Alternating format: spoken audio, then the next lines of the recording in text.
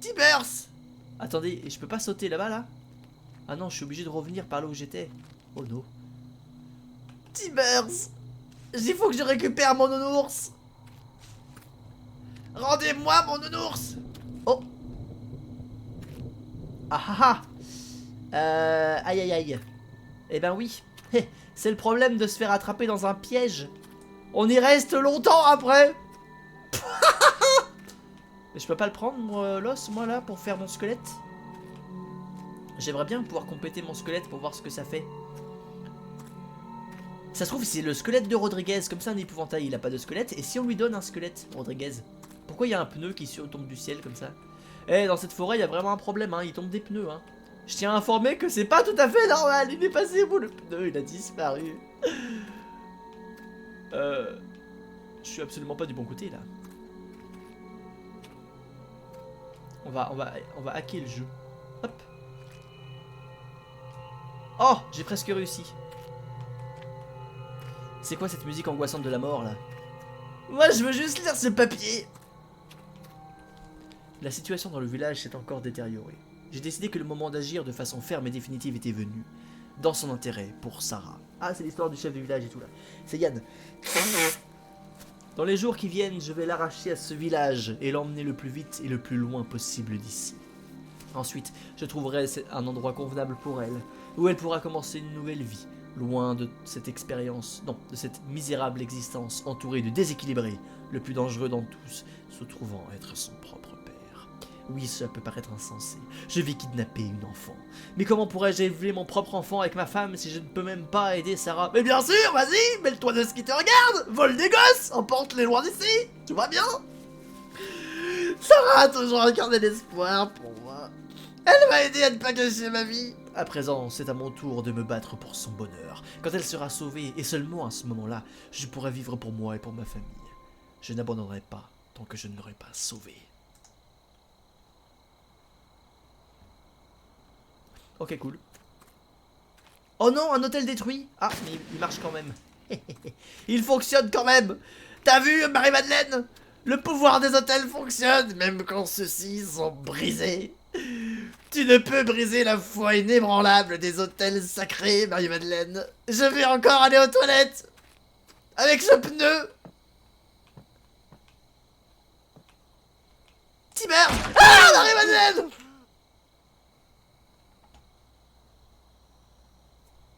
Oh non, j'ai eu très peur. J'ai eu très peur. Marie-Madeleine! Je refuse que tu prennes cet ours en otage plus longtemps! Rends-moi Tiber, c'est Marie-Madeleine, il n'y a aucun moyen de passer. Oh non, c'est tout barricadé partout. Marie-Madeleine! Oh non, il y avait Tibers. J'ai même pas eu le temps de voir ce qui était marqué sur sa petite affiche. Je crois que c'était marqué en mode... Je ne sais quoi. Encore les lianes de la mort. Cette jungle. Et on ne peut plus oppressante. Ah, c'est terrible. Oh, il y avait un truc là. Rodriguez, mais qu'est-ce que tu fais là? T'es tombé dans un trou? Enlève donc ta casquette, Rodriguez. Ça pèsera moins lourd si tu veux remonter. Pourquoi tout devient sombre, noir et maléfique ici? J'en ne peux plus. Allume-toi. Merci. Oh, c'est trop bien, ça, c'est une sorte de demande. Allume-toi. Allume-toi. Allez. Pff, pas du jeu. J'ai très peur qu'il y ait un machin qui surgisse de là-bas et qui veuille me manger. Ça va tourner à la cacahuète, là, je le sens. Tout devient de plus en plus oppressant. La musique, la lumière, l'ambiance. Oh. Hé hé hé, intercepté.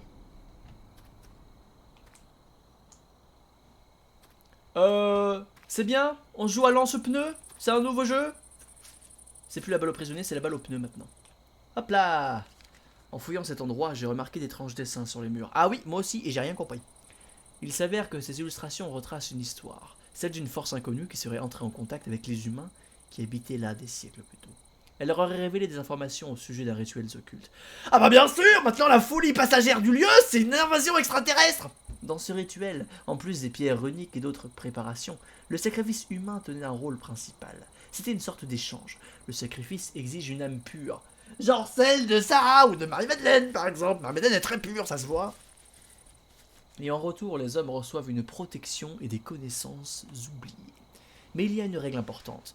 La personne sacrifiée doit désirer offrir son âme pour le bien des autres. Il était interdit d'accomplir ce rituel de force contre la volonté de la personne sacrifiée. Ah bah, bien sûr, autant aller jusqu'au bout du fun, quoi, je veux dire. Allons-y, allons-y, prenons un couteau, sacrifions-nous tous, dans la joie et la bonne humeur, dans le sang. Cela pourrait ouvrir un passage pour un esprit malin, méprisant les hommes et pouvant facilement se jouer de leur faiblesse. Il semble que cette règle ait été transgressée. Il doit exister un contre-rituel permettant de bannir cette entité malveillante de notre monde avant qu'elle ne devienne trop puissante. Mais ça n'a aucun sens, c'est complètement ravagé comme histoire. Venus d'ailleurs, mais c'est des putains d'extraterrestres qui sont arrivés ici. Alors, ah ah ah. Oh, c'est le nounours. C'est le nounours avec des yeux laser. C'est lui l'extraterrestre. Une nouvelle carte, map 3. Alors, on est là, il y a la maison, il y a un petit truc ici. Ah, il y a un truc qui empêche le sentier, là, super. Voilà, des cœurs, il y a Tibbers, il est là. Il y a le pendu, il y a le piège, il y a toujours Marie-Madeleine, elle est pas contente, c'est super, elle est jamais contente, Marie-Madeleine. De toute façon, c'est une femme compliquée, je savais que notre couple était mis en péril à cause d'elle. Tibbers, ne bouge pas. Ne bouge.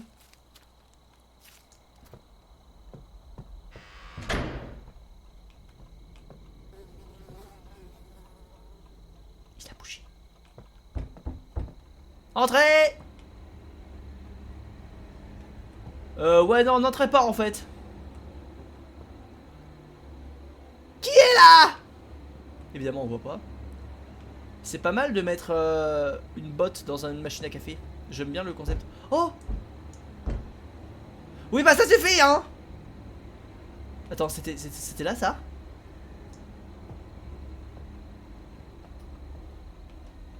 Oh! Il y a un fusil. Ah, ça fait peur ça! Il y a un lapin aussi. Oh merde, je sais pas où aller. Si ça refrappe, je prends le fusil. Aide-moi, Marguerite! Fais quelque chose! Et l'autre là, au lieu de jouer de la flûte, pourrait m'aider aussi. C'est beau ici, je vais rester ici, je pense. Oh là, qu'est-ce que c'est que ça? Eh, c'est pas normal ça. Pour comment ça, c'est un papier ça? C'est pas un papier ça? C'est pas un papier ça! Mais il y a intérêt qu'il y a quelqu'un d'assis. Oh là là, mais quelle drogue absolue. Laissez-moi mettre ce réveil. Attendez, je vais d'abord regarder ça. Hop là! J'étais cruel. Eh ben moi je le suis pas, ok? Et ce loup me fait peur. Seule une obscurité impénétrable m'entoure. J'ai chargé mon arme. Je ne sais pas si elle me sera d'une quelconque utilité pour me défendre contre cette chose qui nous a réveillés. Ce cerf, il n'est plus le même que lors de notre première rencontre. Autrefois majestueux, il semble maintenant plus mort que vif. Une peau rongée qui laisse entrevoir sa chair et des yeux sans vie. Cet animal n'est plus l'incarnation de la vie et de la nature, mais celle de la mort et de la désolation, comme tous les alentours. Je peux le voir de ma fenêtre, il m'observe de loin comme je l'observais il y a quelques semaines. Je me sens pris au piège, avec quelqu'un qui frappe à ma porte de plus en plus fort avec une musique angoissante. Comme les animaux que je chassais, mais contrairement à eux, je peux choisir moi-même l'heure de ma mort. Un bruissement près de ma fenêtre m'a tiré de mes pensées. Ce n'était pas le cerf, quelque chose d'autre essaie de pénétrer ma maison. C'est Marie-Madeleine! Et ça c'était le fantôme du gars. On y va du coup? Le loup, tu bouges pas, hein? Marie-Madeleine! Toi, tu bouges pas non plus, hein? Ça suffit! Oh, salut, toi! C'est Roger Rabbit! Il y a des pièges partout autour de toi, Roger Rabbit. Hop. Yes! Je peux pas marcher là, par contre, on est bien d'accord. Mais là, tu peux pas mettre une autre... Ah! C'est prêt, la bouilloire, c'est prêt. Je vérifie juste ce qui se passe ici. Oh, c'est un beau tableau. C'est de marais. Oh merde, j'ai posé le lapin. Oh, salut! Ah oui, effectivement, tu fais plus mort que vif. En fait, tu fais plus drogué qu'autre chose. Est-ce qu'il y a des cœurs dans tes yeux? Ouais, mais... Non, mais viens pas, en fait. Je peux pas reprendre de lapin magique. Il va balancer des rayons laser sur le truc. Qu'est-ce qui se passe, mon dieu, c'est tellement le bordel! Il y avait un truc qui cuisait dans la cuisine. Je peux plus ouvrir la porte. Le loup, t'as pas bougé, hein? Bon, ça va. Hop là, en cuisine. On va tous se calmer et prendre un bon thé, d'accord? Laissez-moi boire pour oublier. Fais cuire le lapin. Mais je devais le mettre là-dedans, en fait, le lapin. Pourquoi je l'ai mis là-bas, moi? Mais je savais pas, moi. Mets cette chaussure par terre. Ça me perturbe. Et vous, là, aidez-moi. Qu'est-ce qui se passe, mon dieu? Ouvre donc cette mallette.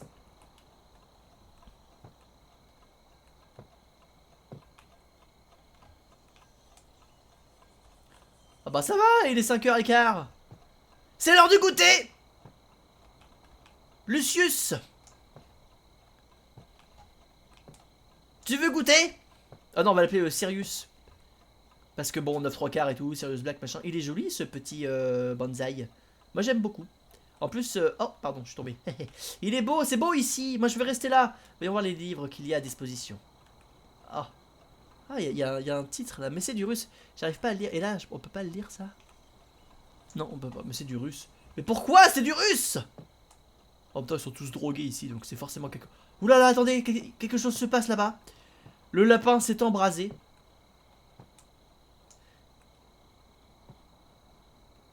Oh!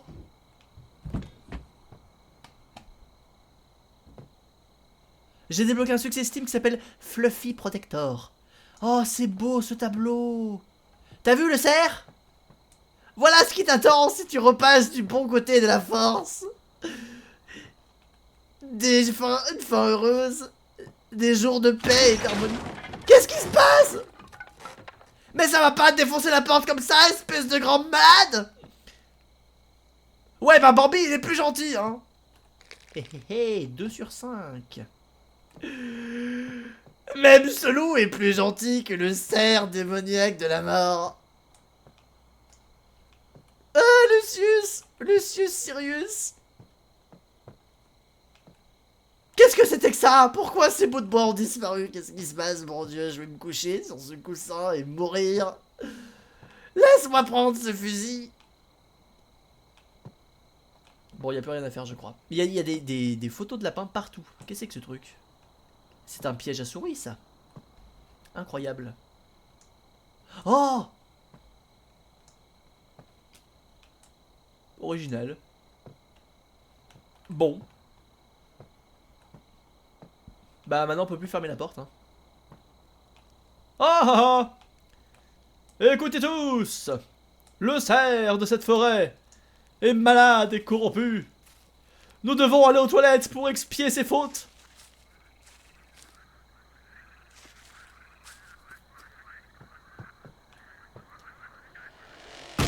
Ah non! Attends, mais j'étais dans la cabine quand elle est tombée? J'étais dans la cabine? Mais c'est pas possible! Ah, mais ça, c'est un truc anti-gros! Vous sous-entendez que mon poids était suffisant pour faire tomber toute une... Putain, il y a une énorme bâtisse là-bas. Toute une cabine! Avec moi dedans! Je vais aller visiter ce manoir abandonné. Ah non!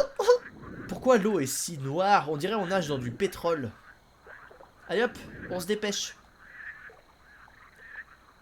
Oh là là, mais c'est complètement anarchique. Cette séquence était complètement folle. Ah mais pourquoi je vais là, moi? Apparemment on peut pas passer. Non, évidemment, ça n'a aucun sens. Bon, très bien, faisons demi-tour. Quel est ce triangle magnifique là? Y a pas moyen de... d'aller par là? Ah, sensiblement non, il n'y a pas d'échelle ou quoi que ce soit. Évidemment, ça aurait été beaucoup trop facile! Oh, qu'est-ce que c'est là-haut, là? Ok, il y a une tour de guet. On va aller à la tour de guet. Je pense que prendre de la hauteur sur tout ce qui nous arrive est une manière on ne peut plus efficace de relativiser, de prendre le temps de la réflexion et de l'amour sur ce qui se passe ici, maintenant et pour toujours. Ça n'a aucun sens. Hop là! Non, je peux pas monter par là. Bon, ça suffit. Ça suffit! Je prends cette hache. Mais ça, tu vois, c'est bien comme ça quand on utilise des pneus parce que ça sert de support pour faire de belles choses. Ah, l'os s'est libéré. Bah, c'est une bonne nouvelle pour lui. On va pouvoir le ramasser et compléter notre squelette maintenant. Rodriguez! Je t'ai vu! Attends.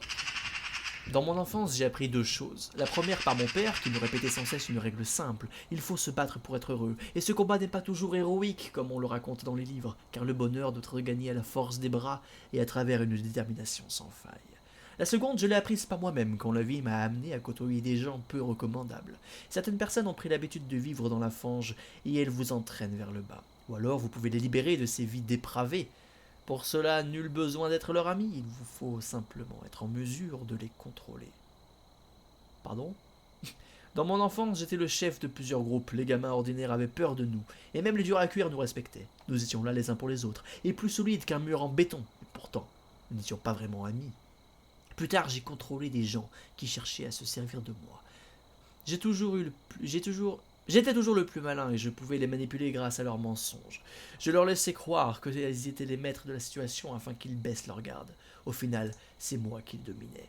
Je me plains pas à propos de mon enfance, au contraire, elle était plutôt heureuse et m'a permis de me forger le caractère endurci dont les adultes ont besoin plus tard dans leur vie. Malheureusement, je n'ai jamais été très proche des autres. Ami, pour moi, était juste un mot. Je les considérais plus comme mes suiveurs. Et pour ce qui est des femmes, j'ai vécu quelques relations mais sans réel amour. Jusqu'au jour où elle a fait éruption dans ma vie. Ou m'est tombée dans les bras, plus exactement. C'est comme ça que nous nous sommes rencontrés. Sa maladresse était adorable, et ma vigilance et mes mains robustes ne l'avaient jamais laissé tomber. Elle comprit alors que j'étais la seule personne qui la maintiendrait toujours fermement, et la serrerait dans mes bras pour la protéger. Mais l'image que je m'étais faite d'elle à travers sa maladresse candide était loin de la vérité. Elle avait un mental d'acier, tout comme moi, à ceci près qu'elle était aussi rayonnante et d'une gentillesse suffisante pour nous deux. Avec elle, ma vision de la vie a changé, et des pensées nouvelles ont émergé dans mon esprit. Elle est la plus grande joie que le destin m'ait apportée, et je vais me battre pour garder ce bonheur, comme mon père me l'a enseigné. Je ne laisserai pas les flammes de notre amour s'éteindre. Nous sommes heureux ensemble, et le resterons pour toujours. Ah, c'est beau! C'est une belle démonstration d'amour que je vois ici. Rodriguez! Oh, quelle offrande magnifique, Rodriguez, tu me fais. Tu es pendu, mais cela montre à quel point tu tiens à moi. Merci, Rodriguez. Punaise, mais je me fais encore voir par ces pièges à la con. À chaque fois, je ramasse un truc et je tombe par terre. Rodriguez, tombe avec moi, s'il te plaît. Marie-Madeleine, envoie-moi Rodriguez, s'il te plaît, il est gentil, lui. Ouais, merci. Câlin, Rodriguez. Oui, câlin, Rodriguez. Ah, c'est beau. C'est beau ce qui se passe. Pour une fois que Marie-Madeleine nous donne un peu d'amour. Enfin d'amour, nous envoie Rodriguez quoi. Elle a pas envie de se mouiller. Hein Marie-Madeleine? Pauvre Rodriguez, mais mets-le au moins du côté qu'il puisse respirer. Il va s'étouffer en bouffant des planches là. Pauvre Rodriguez, c'est la merde. Rodriguez, non, regardez, c'est comme s'il était mort. Mort et enterré. Je vais aller de l'autre côté. Voilà, je vais par là moi. J'en ai marre, je m'assois sur ces caisses et je meurs de fatigue. Prends ce sac et étouffe-toi avec. Oh non. Oh.